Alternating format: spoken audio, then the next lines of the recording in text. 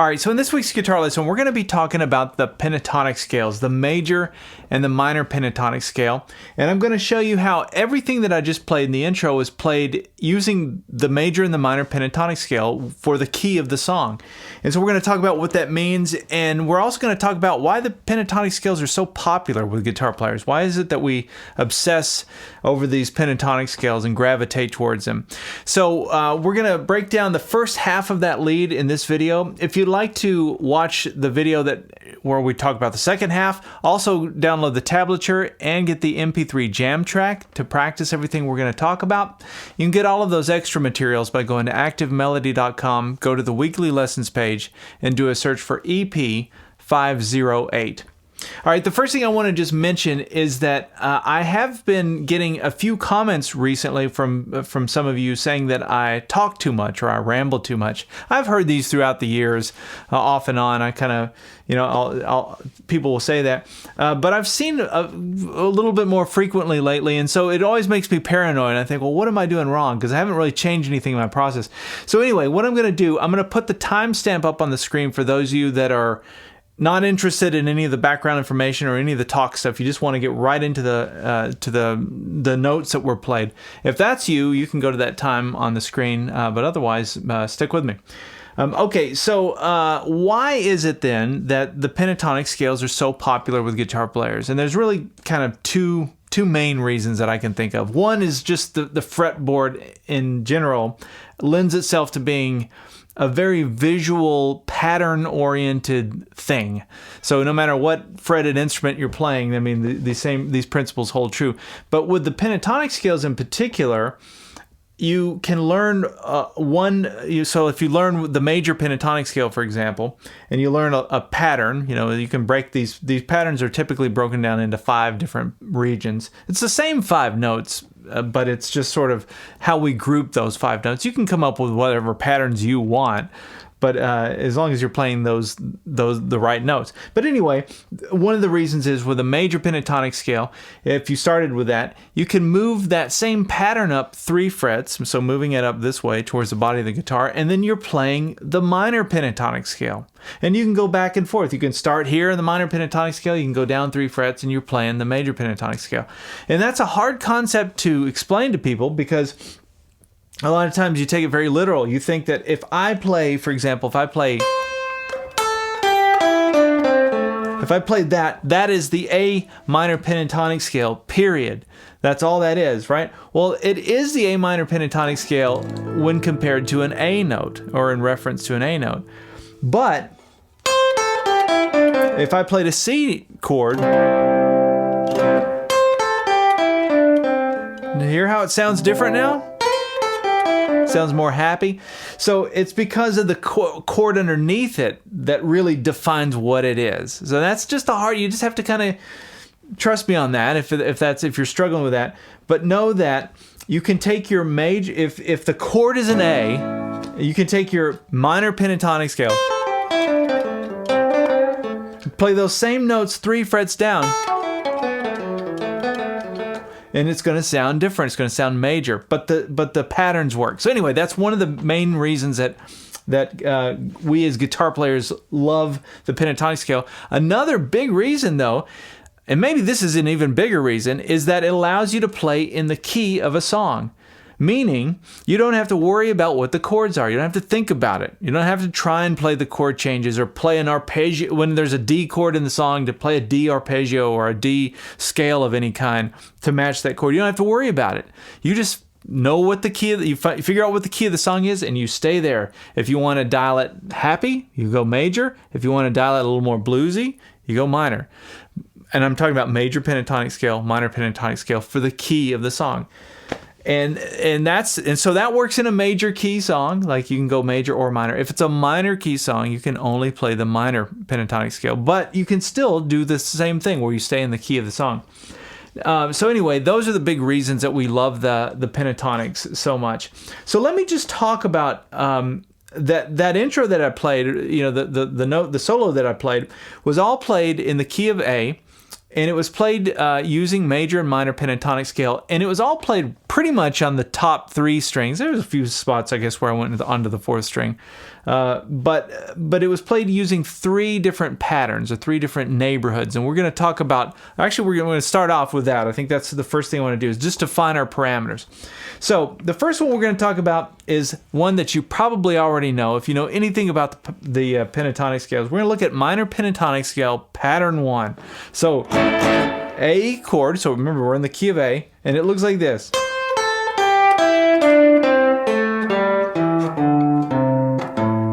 You probably already know that one, right? That's a good starting point. If you don't know anything about the pentatonics, start there. That's kind of 101. So that's our A minor pentatonic scale. So position 1, pattern 1, we're going to be playing a lot of our lead out of that. Then we're going to be playing some notes up here in pattern 2. It's the next door neighbor, right?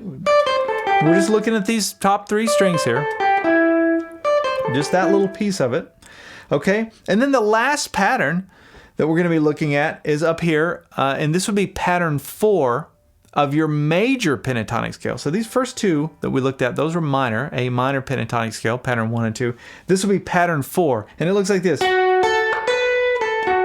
That's all we're going to be looking at. Obviously, that pattern covers more strings than that. You can go all the way down, but we're really only going to be looking at this. This little piece right here. It looks like a little triangle. So let's recap. So we've got this little triangle.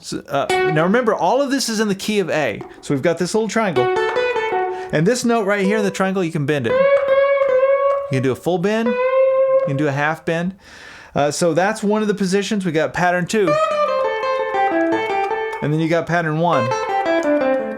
So basically everything comes from that, for the most part. I might have strayed in a few spots, but for the most part, that's where it comes from. Now, we're going to go back and listen to the jam track here in just a second, but the jam track starts on the 5 chord. So it starts with this little intro part. So it goes to the 5 chord, which is an E, and then it goes to the 4 chord, which is our D, and then to the 1 chord.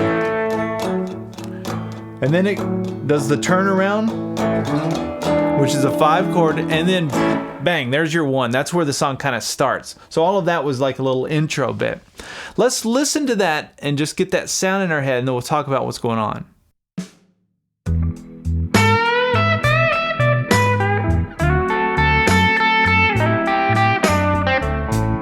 All right, so I started with this.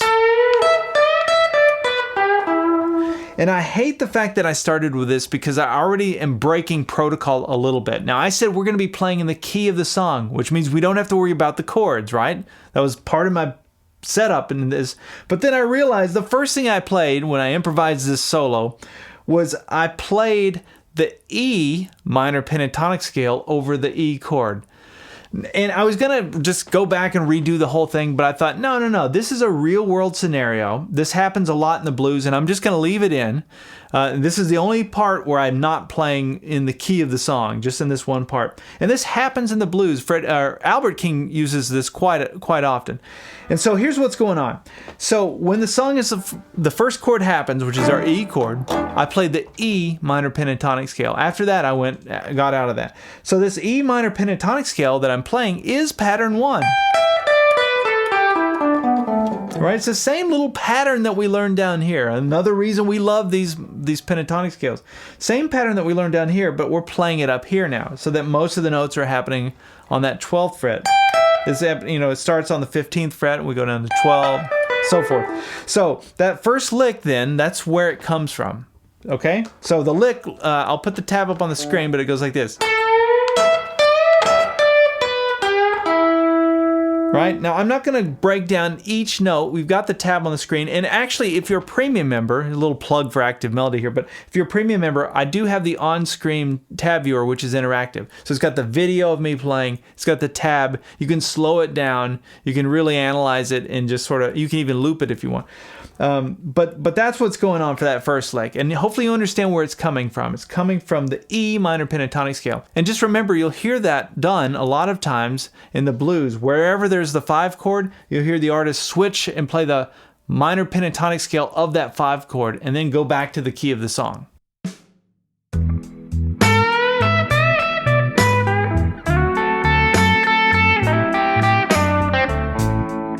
Okay, so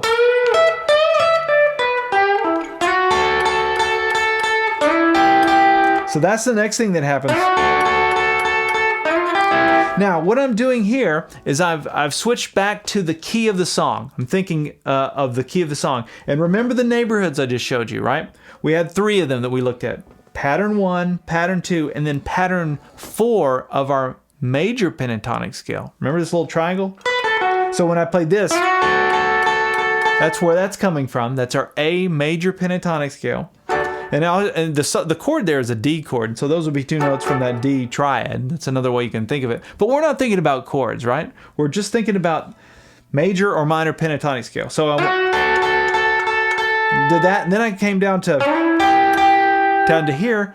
You should know what neighborhood that is. We've just talked about it, right? That's A minor pentatonic scale pattern 2, right? So you can see then that A major pentatonic scale pattern 4, kind of that B.B. King kind of happy sound, is right here. And then minor pentatonic scale pattern 2 is right here.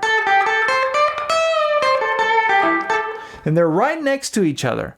So right there, that should be a light bulb for a lot of you. And you could start thinking about that if you put on the jam track and you realize you can make entire solos just going back and forth between this minor pentatonic here and this major. Bending, vibrato, hammer-ons, all those little nuances that give you your sound. But just kind of experiment with that. Okay, so we have...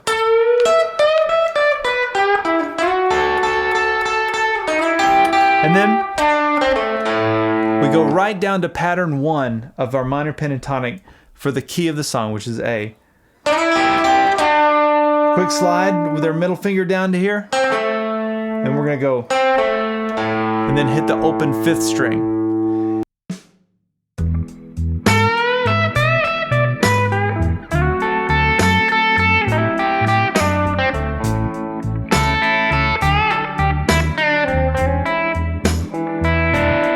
And then after that I played. And that's my attempt at trying to sound like Albert King. It's sort of an Albert King style lick. So we're going to start there by borrowing the first 2 strings on that 5th fret. And then you're bending up. And again, all these notes are from that pattern 1 of the minor pentatonic. And then there's a sort of pre-bend release on the 3rd string. And then you go into that note, which is a major note. I'm going to explain that note in just a minute. And then I came up to here. Now, what is that note? Now, that note is not in your minor pentatonic scale, right? We talked about the notes from the minor pentatonic scale pattern 1. That one wasn't in there.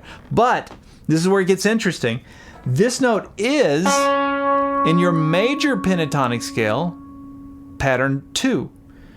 So remember the minor pentatonic scale pattern 2. We've already talked about that. That was here. Right? There's what that shape looks like. Remember I said you can go down 3 frets this way to go back and forth between your major and minor pentatonic scale. So if we're minor and we want to go major, we go 3 frets this direction. So you go 1, 2, 3. Play the same notes, but over the A chord now, it sounds happy, right? Versus more of a sad or bluesy sound. So my point in saying all of that is this note is in your major pentatonic scale, so that you can go, you can hit that, and that's your 3rd interval of your chord. That's a big one because it defines the chord as being major or minor. If you flat the 3rd, you have a minor. But anyway, that's where that note comes from, and we're going to use it again in just another lick here in a minute. So after that, then we go to the 5 chord. And I played the E7 chord right here, using that C7 shape, and just played strings 5, 2, 3.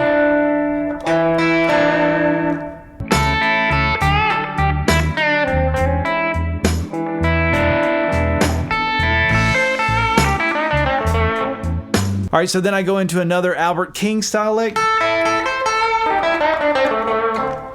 And again, it's started the same way as the previous lick, but it's coming from minor pentatonic scale pattern 1.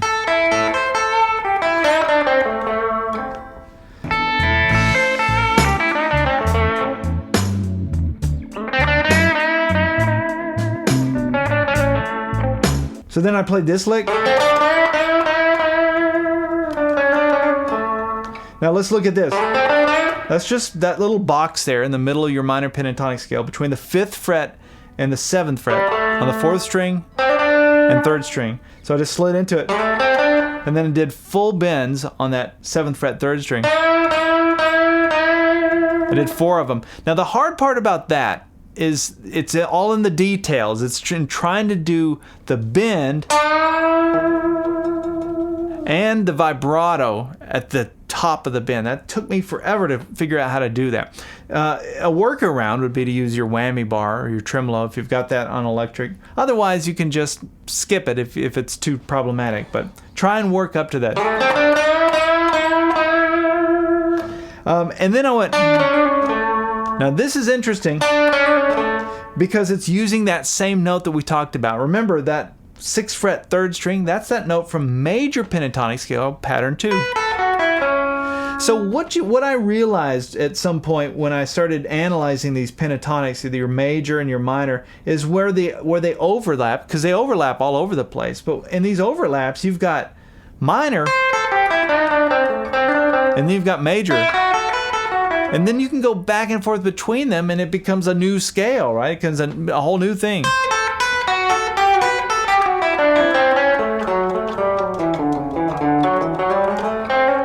So anyway, that's what's going on. Oh, for here, when I played that little lick, that's where that sound comes from, is by adding that major 3rd.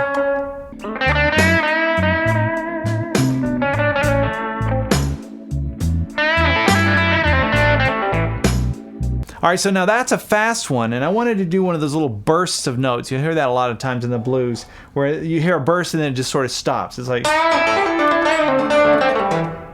and then you go on to the next phrase. I love that. And so let me break this down into kind of 3 pieces. We'll make it kind of easy. So the first piece goes like that. The second piece goes like this. Let me do that slowly.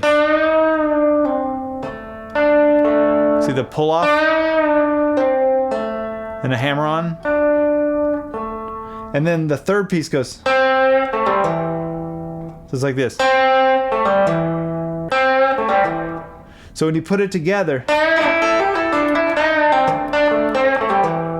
it's like that. Now I don't know where I got that. It's just a combination of things probably. But something like that. So anyway, that's the little burst of notes there.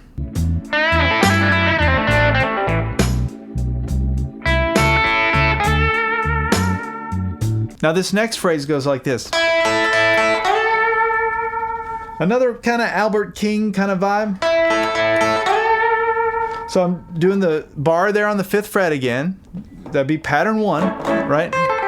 So it's, and then I slide up to this note here, which would be in pattern 2, right? So I'm sliding from, it's basically matching that same note on a different string.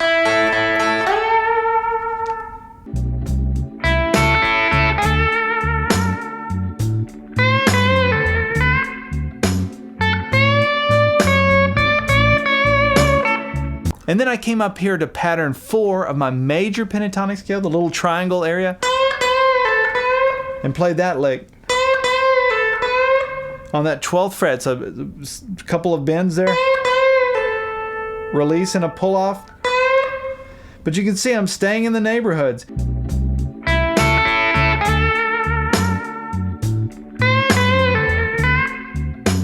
And notice the space in between these phrases. That's a big thing, and it's easy to rush and feel like you need to add a whole lot.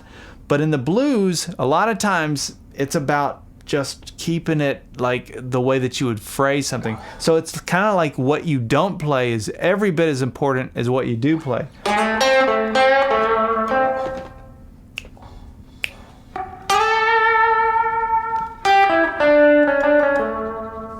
See, it's just like you're singing, right? There's no rush to do something. That's not how that works. It's like, say a phrase, take a breath. Say a phrase. You're doing that with your fingers.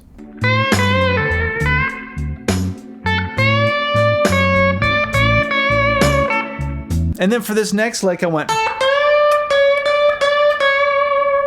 Now that's a hard thing to do because it's all about bend control. And it's all happening here from this note on the 13th fret, second string. It actually starts here on the 10th fret, second string, and then I come up and go full bend, half bend, back to a full, and then go to a half bend with vibrato. It's total control. You have to have complete control with your left hand to be able to do that.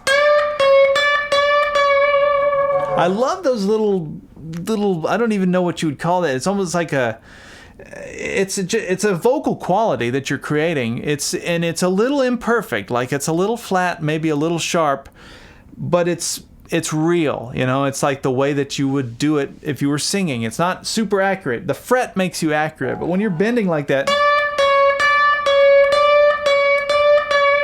and you're going between one note and a note that's a half step down, and you're trying to do it by pressure with the bend, it just gives it a vocal quality. So now I realize that this 13th fret is out of that pattern 4 that I was telling you about, but this is another little overlap area, and so I just sort of kind of work this in as well. This would be like pattern 3 of your minor pentatonic scale, which is there, and then pattern 4 of your major pentatonic is there. So what I was doing is I just kind of found myself going up into that pattern 3 of my minor pentatonic scale. Same notes, but it's, you know, just another position for it. But anyway, we're going to end this part 1 video right there because I'm starting to run out of time. I don't want this video to be too long. So I want to split this into 2 parts. So join us in part 2 where we'll go over the rest of this solo. And remember, as a premium member, you would have access to the extra materials, the tab PDF files, the on-screen tab viewer, and then also the MP3 jam track so that you can practice all of this stuff that we're talking about. All right, we'll see you in part 2.